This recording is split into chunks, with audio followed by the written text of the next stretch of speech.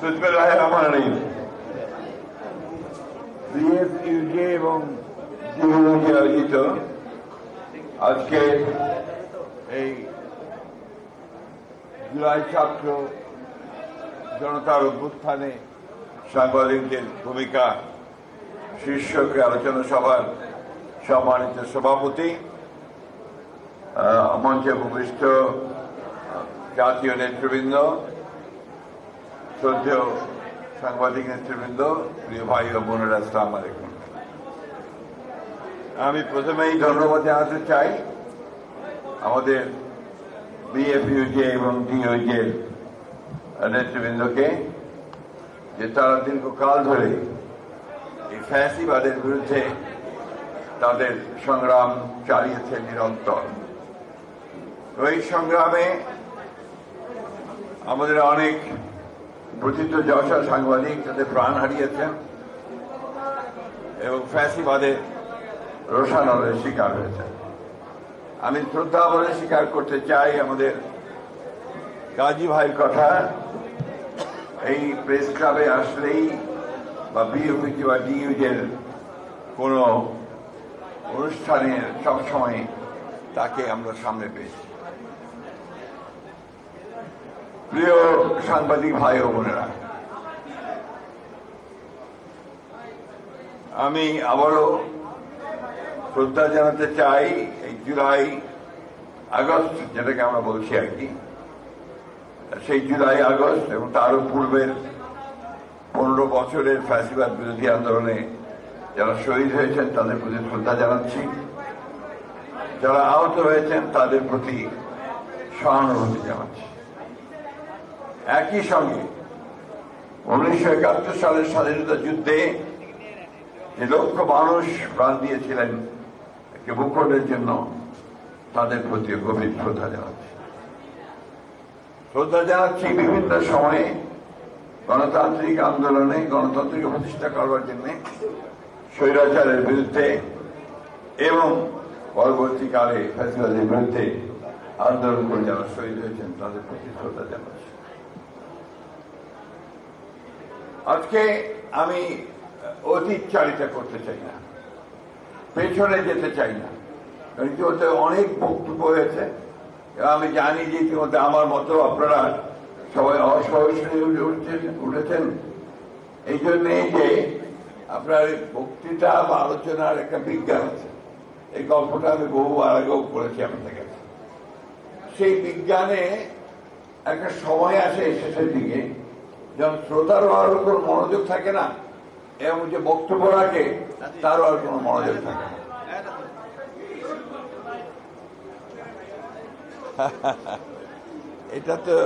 এরা তো চিরন্তন ব্যাপার, যে কোনো অনুষ্ঠানেই আপনারা এটা করতে থাকেন এবং সেটা এখন স্বাভাবিক মেনে নেওয়া উচিত সকলের। যাই হোক, প্রিয় বন্ধুগণ, আমরা খাটো করে জিনিসটাকে দেখতে চাই না।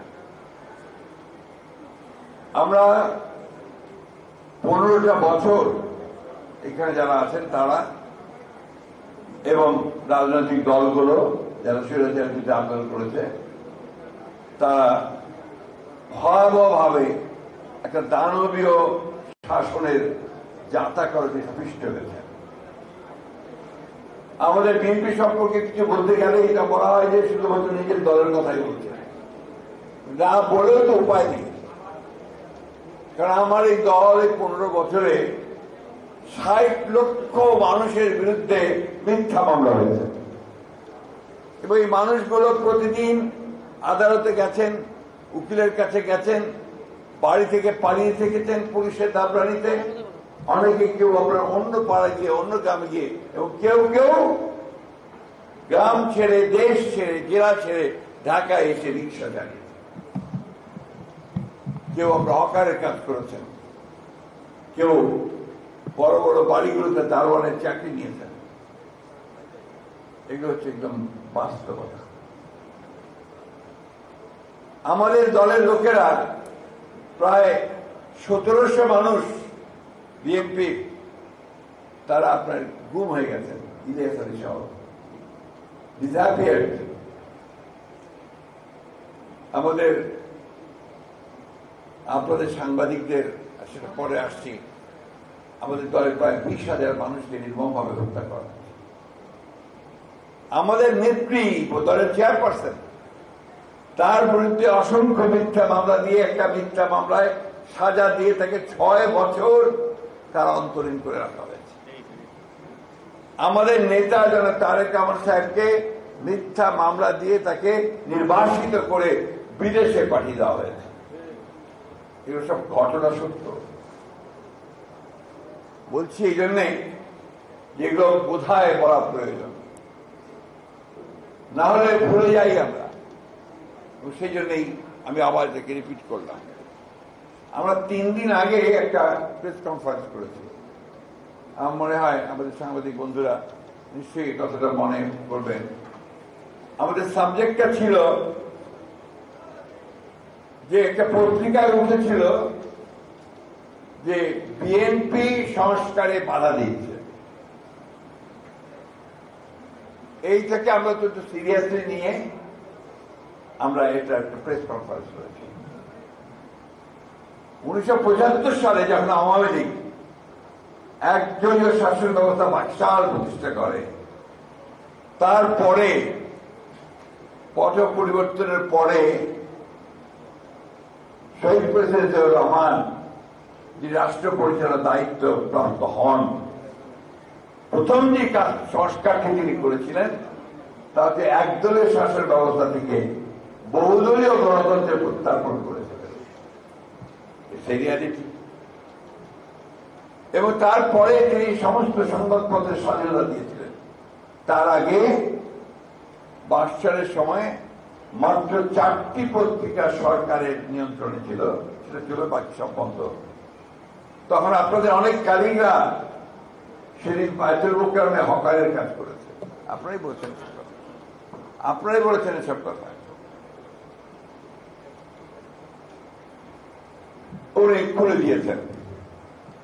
অর্থাৎ পলিটিক্যাল যে স্ট্রাকচার, সেই স্ট্রাকচারটাকে তিনি ডেমোক্রেটিক করেছেন।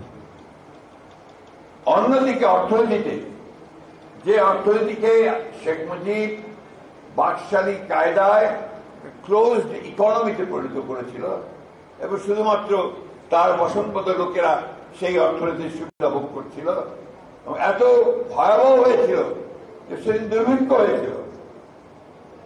এবং অমর্ত্য সরকার বইতে লিখেছেন এই দুর্ভিক্ষ ছিল মানব সৃষ্ট। ইত্তেফাক পত্রিকায় ছাপা হয়েছিল বাসন্তীর ছবি একটা জাল দিয়ে জড়ানো। এগুলো সব পুরনো, বলতে বাধ্য হলাম। আমাদের নেত্রী দেশনেত্রী বেগম খালেদা জিয়া, তিনি 9 বছর দীর্ঘ সংগ্রাম, স্বৈরাচারের বিরুদ্ধে সেই সংগ্রামের পরে তার সরকারের আমলে তিনি সকলকে নিয়ে ঐক্যবদ্ধ হয়ে সংসদীয় গণতন্ত্র প্রবর্তন করেছিলেন। এই একটা বিশাল একটা মৌলিক সংস্কার। আমাদের নেত্রী বেগম খালেদা জিয়া, তিনি অন্যান্য দলগুলো এবং জনগণের বিভিন্ন কথার মধ্যে সংগ্রাম প্রদর্শন করে কেয়ারটেকার গভর্নমেন্ট যে বিধান, সেটা তিনি সংবিধানের সন্নিবেশিত করেছিলেন, এবং যেটা বাংলাদেশের একটা সুযোগ সৃষ্টি করে দিয়েছিল গণতন্ত্রের চর্চা করা। এবং এটা সবাই স্বীকার করবেন যে 3টি ইলেকশন সেই কেয়ারটেকার গভর্নমেন্টের অধীনে হয়েছে। সেই 3টি ইলেকশনে ছিল সবচেয়ে ভালো ইলেকশন। নতুন একটা সুযোগ একটা সৃষ্টি হয়েছিল গণতন্ত্রকে প্রতিষ্ঠানিক রূপ দেওয়ার এবং অর্থনীতিকে আপনার মুক্ত বাজার অর্থনীতির দিকে নিয়ে যাওয়ার। এই সংস্কারগুলো বিএনপি। ভ্যাট আরোপ করেছিলেন আমাদের অর্থমন্ত্রী সাইফুর রহমান সাহেব, প্রচুর সমালোচনা হয়েছে। এমনকি আমাদের ওবায়দুল খান সাহেব, প্রথিতযশা সাংবাদিক, হলিডে পত্রিকায় লিখলেন, হেডলাইন লিখলেন, 1 man demolishes, অর্থাৎ একটা মানুষ সব শেষ করে দিল। কিন্তু প্রমাণ হয়েছে যে ভিএটি, ভ্যাট, এটা বাংলাদেশের বর্তমান অর্থনীতিকে শক্ত জায়গায় নিয়ে আসার পেছনে কাজ করেছে। আমাদের নেতা শহীদ প্রেসিডেন্ট জিয়াউর রহমান তিনি গার্মেন্টস ফ্যাক্টরি, গার্মেন্টস যে পোশাক শিল্প, সেই পোশাক শিল্পের সূচনা করে হাজার হাজার মহিলার কর্মসংস্থান সৃষ্টি করেছেন। আজকে বাংলাদেশের অর্থনীতিকে দাঁড় করবার সুযোগ করে দিয়েছেন। আমাদের নেতা শহীদ প্রেসিডেন্ট জিয়াউর রহমান, তিনি বিদেশে মধ্যপ্রাচ্যে বিশেষ করে শ্রমিক পাঠানোর ব্যবস্থা করে কর্মসংস্থানের ব্যবস্থা করেছেন। সুতরাং সংস্কার আমাদের মজ্জায়, সংস্কার আমাদের রক্তে, আমাদের জন্ম সংস্কারের মধ্যে। তাই আজকে যদি বলা হয় যে বিএনপি সংস্কার আটকে দিচ্ছে, এটা আমি মনে করবো যে অত্যন্ত অন্যায় ভাবে এটা বলা হচ্ছে। আমরা এবার আসুন বর্তমান সংস্কারের কথায় আসি। আমরা 2016 সালে আমাদের নেত্রী দেশনেত্রী বেগম খালেদা জিয়া তিনি নিজে প্রেস কনফারেন্স করে ভিশন ফর 2030 দিয়েছিলেন। এটা ভুলে যাওয়ার কথা না। সেখানে তিনি দ্বিকক্ষ বিশিষ্ট পার্লামেন্টের কথা বলেছিলেন, সেখানে তিনি প্রেসিডেন্ট এবং প্রধানমন্ত্রীর ক্ষমতা ভারসাম্যের কথা বলেছেন, সেখানে তিনি সকলকে নিয়ে রেইনবো নেশন তৈরি করার কথা বলেছিলেন, জুডিশিয়াল ইন্ডিপেন্ডেন্সের কথা বলেছিলেন। আবার পরবর্তীকালে যখন আমরা রিয়ালাইজ করেছি যে এই রাষ্ট্র কাঠামো দেশকে এগিয়ে যাওয়া যাবে না, তখন আমরা আবার 2022 সালে প্রথমে বিএনপির পক্ষ থেকে 27 দফা, এরপর যারা আন্দোলন করছি তাদের সকলকে নিয়ে আমরা 31 দফা কর্মসূচি প্রদান করি। নিশ্চয়ই মনে আছে আপনাদের সেই কর্মসূচি প্রদানকে নিয়ে যে তুল কালাম কাণ্ড হয়েছিল। 10 ডিসেম্বর আমাদের সভাকর্তা করে আমরা পার্টি অফিসের সামনে, সেটা 7 নভেম্বরই এটাকে আপনার পণ্ড করে দেওয়ার ব্যাপারে সরকার সরকার ব্যবস্থা গ্রহণ করেছিল এবং সেদিন মকবুল ওই পার্টি অফিসের সামনে আমাদের স্বেচ্ছাসেবক দলের নেতা, পেশায় সে একজন শ্রমিক ছিল, তাকে পুলিশ গুলি করে হত্যা করেছে। এরকম অসংখ্য ঘটনা, যে ঘটনাগুলোর মধ্য দিয়ে আমরা বাংলাদেশের রাজনৈতিক কাঠামো, রাষ্ট্র কাঠামো এবং অর্থনৈতিক কাঠামোকে পরিবর্তন করবার সমস্ত প্রস্তাবগুলো সামনে নিয়ে এসেছে। এখন সেই দলকে যদি আপনারা বলেন যে আমরা সংস্কার চাই না, সংস্কার রূপে নিচ্ছি, তাহলে এর চেয়ে বড় সত্যের অপরাধ আর কিছু হতে পারে। এই যে সংস্কার কমিশন হয়েছে, এখন ঐক্যমত্য কমিশন হচ্ছে, প্রত্যেকটা কমিশনের প্রতিটি মিটিংয়ে আমাদের প্রতিনিধি গেছে, টিম গেছে। আমরা প্রত্যেকটি সংস্কার কমিশনের উপরে আমাদের নিজস্ব ওয়ার্কিং টিম তৈরি করেছি।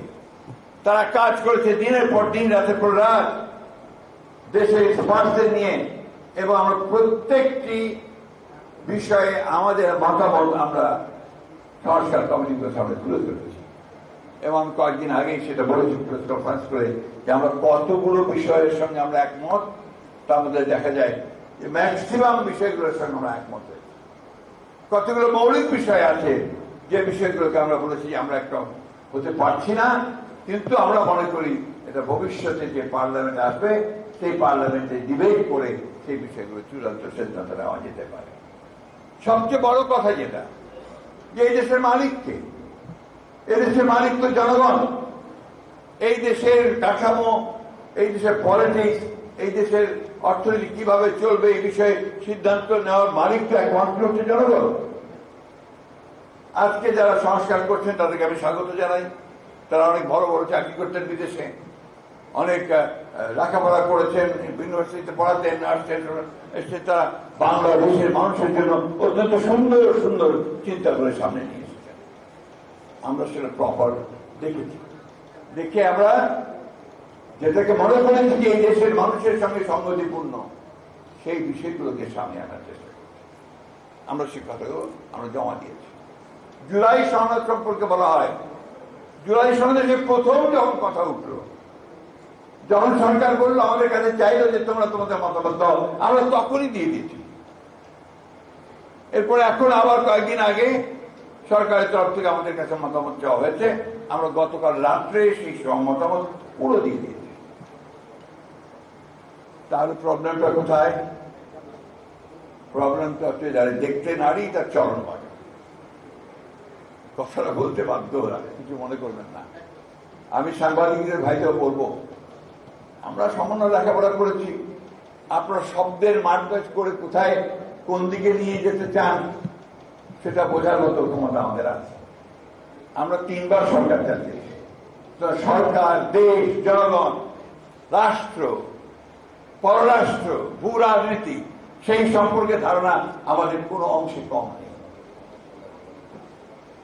এবং আমরাই নতুন বাংলাদেশ চেয়েছি প্রথম, আমরাই রাজনৈতিক কাঠামো, রাষ্ট্র কাঠামো পরিবর্তন করতে চেয়েছি, আমরাই অর্থনৈতিক কাঠামোর পরিবর্তন চেয়েছি। আমরা কে কতজন প্রাণ দিয়েছি, কে কতজন জেলে গেছে, সে বিষয়টা আমি আর এখানে বলছি, এটা আপনারা ভালো করে জানেন। কয়েকজনকে পত্রিকাতে বেরিয়েছে, ওই জুলাই মাসেই আমাদের প্রায় 600-র উপরে বিএনপির নেতা কর্মী, অর্থাৎ ছাত্র দল যুবদলের নেতা কর্মীরা শহীদ হয়েছে। আমি এই কথাগুলো আনতে চাইও নি, আমার নোটের মধ্যে সেটা ছিল না, কিন্তু এখানে কিছু কথা উঠেছে যার ফলে বাধ্য এই কথাগুলো আমি বললাম, টু ক্লারিফাই দ্য সিচুয়েশন। সুতরাং আমাদের যে ব্যক্তির চেয়ে দল বড়, দলের চেয়ে যে দেশ বড়, এটাতে আমরা বিশ্বাস করি। আমরা খুব সোজা কথায় বিশ্বাস করি, একটা লিবারেল ডেমোক্রেসিতে আমরা বিশ্বাস করি যে নির্বাচনের মাধ্যমে ক্ষমতার পরিবর্তন হবে এবং সেই নির্বাচিত সরকারই একমাত্র দেশ চালাবে এবং তার সমস্যাগুলো সমাধান করবে। আমরা কেন এই সরকারের কাছে সব চাচ্ছি? এটা অন্তর্বর্তীকালীন সরকার, এখানে যারা আছেন তাদের রাজনীতি সম্পর্কে, দেশের মানুষ সম্পর্কে আমাদের চেয়ে বেশি ধারণা আছে নাকি? আমরা যা রাজনীতি করছি বা আপনারা সাংবাদিকরা, না, নেই। কিন্তু আমরা তাদের দায়িত্ব দিয়েছি, তারা তৈরি করুক, তারা আলোচনা করছি, আলোচনা করে যেটা আমাদের কাছে গ্রহণযোগ্য হচ্ছে সেটা আমরা আলোচনা করে নিয়ে নিচ্ছি। আমি খুব আশাবাদী মানুষ। এখানে কে যেন একজন জানতে চেয়েছেন যে নির্বাচন হবে কি হবে না, কোথায় মান্না হয়, অনেকেই বলেছেন যে হবে না। কেন হবে না? নির্বাচন তো এই দেশের মানুষ চায়, নির্বাচনের জন্য মানুষ প্রাণ দিয়েছে তো। কারণ মানুষ একটা নির্বাচিত প্রতিনিধিত্ব চায় পার্লামেন্টের মধ্যে। এই জিনিসগুলো নিয়ে আমি মনে করি যে কোনো আপনার সমস্যা নেই।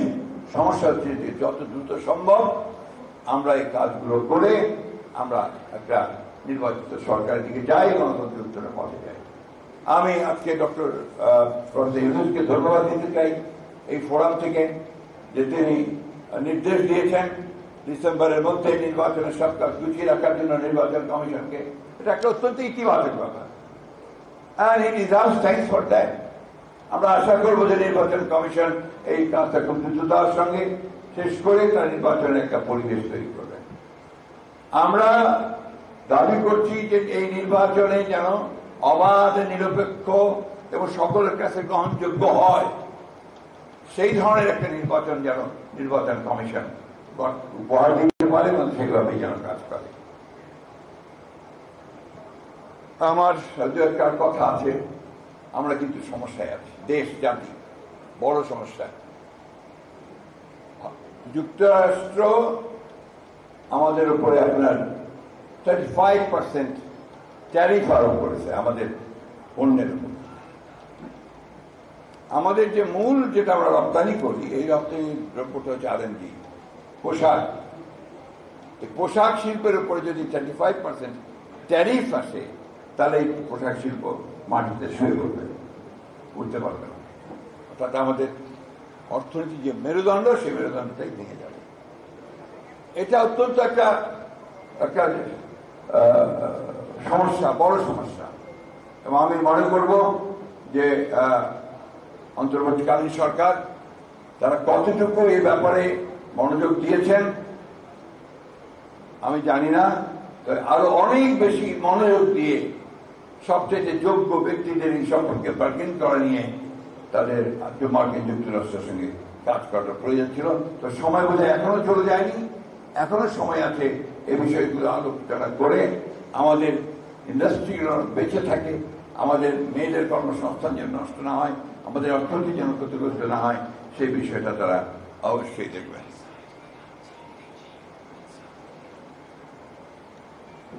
আরেকটি বিষয় সীমান্তে হত্যা এবং পুশিং, এই কথাটা আমরা ঠিক সেইভাবে বলছি না, ছোট্ট ছোট্ট করে নিউজ দিচ্ছি আপনার কোথাও। আমি সাংবাদিক ভাইদেরকে অনুরোধ করবো, সকল সংবাদ কর্মী, সংবাদ মাধ্যম সবাইকে অনুরোধ করবো এই ব্যাপারটাকে সিরিয়াসলি রাখার জন্য। এটা কোনো হালকা ব্যাপার নয়, প্রতিদিন ঘটছে এটা এবং সীমান্তের চারদিকে ঘটছে। সুতরাং এই বিষয়টাকে আরো গুরুত্ব সহকারে জনমত সৃষ্টি করার ব্যাপারে নিয়ে আসার দরকার এবং এ ব্যাপারে সরকারের প্রতিও আহ্বান জানাবো যেন সরকার এই বিষয়টাকে অত্যন্ত গুরুত্ব দিয়ে ভারতের সঙ্গে এটা দর কষাকষিতে চূড়ান্ত পর্যায়ে যায়। আরেকটা বিষয় আছে পানির হিস্সা। আবার ফেনীতে বন্যা শুরু হয়েছে, এখন বর্ষাকাল আরো শুরু হবে। এ ব্যাপারটা আমি অনুরোধ করব যে তারা অত্যন্ত জোরালো ভাবে এই পানির হিস্সার ব্যাপারগুলো, পানি বন্টনের বিষয়গুলোকে তারা নিশ্চিত করবে। জাতীয় ঐক্য সবচেয়ে বড় জিনিস আপনারা বলেছেন, আমরা বিশ্বাস করি সবচেয়ে বড় জাতীয় ঐক্য তৈরি করা দরকার। জাতীয় ঐক্য কোন জায়গায় হবে? জাতীয় ঐক্য হবে আমার গণতান্ত্রিক অধিকারকে রক্ষা করার ক্ষেত্রে। আমি তোমার সঙ্গে একমত হব না, কিন্তু তোমার মত প্রকাশের স্বাধীনতাকে রক্ষা করবার জন্য আমি আমার প্রাণ বিসর্জন দেব, এটাই জাতীয় ঐক্য। And that is democracy. গণতন্ত্র সেটাই, পরম সহিষ্ণুতা। দুর্ভাগ্য আমাদের যে বাংলাদেশে আমরা সেই গণতন্ত্রটাকে কখনোই ওইভাবে চর্চা করি নাই। আপনি যদি চর্চাই না করেন, কারণ গণতন্ত্রটা একটা কালচার, এটা একটা কালচার, এটাকে যদি চর্চা না করেন আপনি ওই জায়গায় পৌঁছবেন কি করে? ওই জন্য যে ভাষায় কথা বলছে না, যে আপনার হুমকি দিচ্ছে আমাদের সাংবাদিক ভাইদেরকে যে এটা না করলে এটা হবে, এটা করলে এটা হবে, তাদের কথা না শুনলে তারা এই কাজ করবে, বা আমরা আমাদের তরফ থেকে কেউ কেউ বলছে, এই জিনিসগুলো আপনার কিছুতেই হয় না যদি সত্যিকার অর্থে আমরা গণতন্ত্রের চর্চাটা করি। প্রবলেমটা ওই জায়গায়। আসুন, আজকে এত কিছুর পরেও আমরা তো লড়াই করি এখানে। সেই তিতুমিরের আগে থেকে আমরা এখানে লড়াই করেছি, 12 মিয়ারা লড়াই করেছে, 71 সালের স্বাধীনতা যুদ্ধ করেছি, আমরা 52 যুদ্ধ করেছি, 54 যুদ্ধ করেছি, তারও আগে আমরা 91তেও আন্দোলন করেই আমরা স্বৈরাচার থেকে মুক্ত হয়েছি এবং সর্বশেষ এই 24শে জুলাই আগস্ট যেটা আপনারা বলছেন, এবং আরো 15 বছর যুক্ত করে আমরা কিন্তু চিরন্ত সংগ্রাম লড়াই করে আছি। আজকে যখন এখানে আসি তো মনে হলো সেই পুরোনো দিনের কথা। আগে যখন এখানে আসতাম তখন আমি সিঁড়ি দিয়ে টকবক টকবক লাফি উঠতাম। এখন যখন এখানে আসি আমাকে ধরে দেখে শুনে উঠতে হয়। অর্থাৎ আমি এই প্রক্রিয়াতে 15 বছরে কিন্তু আমি বুড়ো হয়ে গেছি। We are the decaying line. এবং আমাদেরকে নির্ভর করতে হবে কিন্তু ওই তরুণদের ওপরেই। তাদেরকেই আমাদেরকে এডুকেট করতে হবে, তাদেরকেই মোটিভেট করতে হবে যেন সত্যিকার অর্থেই একটা গণতান্ত্রিক বাংলাদেশ তৈরি করার ব্যাপারে তারা এগিয়ে আসে এবং সেখানে তারা সফল হয়। আপনাদের সকলকে আন্তরিক ধন্যবাদ, কৃতজ্ঞতা। আপনারা সবসময় আমার পাশে ছিলেন, সেই রাত্রির কথা আমি কখনোই ভুলবো না, বলা সম্ভব না। আপনারা সবাই ছিলেন এবং যখন আমি আপনার যখন আপনার বেরোচ্ছি তখন যে আক্রমণটা আমাকে করা হয়েছিল কারণ আপনাদের অনেকে ইনজিওর্ড হয়েছিল। আমি সারা জীবন আমার ব্যক্তিগত অবস্থাকে মনে রাখি এবং আমি গ্রেটফুল ফর দ্যাট। আপনাদের কাছে আমি অনেকভাবে নিয়ে আমি সবাইকে ধন্যবাদ জানিয়ে বক্তব্য শেষ করছি। আসসালামু আলাইকুম, খুদা হাফেজ, বাংলাদেশ জিন্দাবাদ, জাতীয় ঐক্য জিন্দাবাদ।